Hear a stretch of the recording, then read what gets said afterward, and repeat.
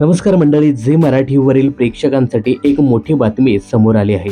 Zee मराठीची एक लोकप्रिय मालिका अचानक बंद करण्यात आल्याचं सांगण्यात येत आहे.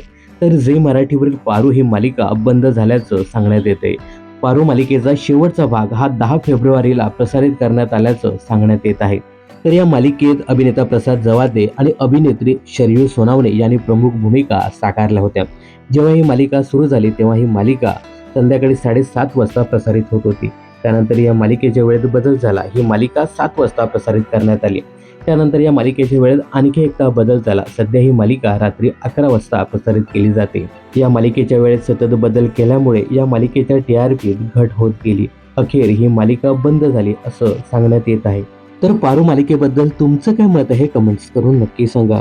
मनोरंजन क्षेत्रातील अशाच फिल्मी अपडेट जाणून घेण्यासाठी चॅनल जर सबस्क्राईब केलं नसेल तर जरूर करा.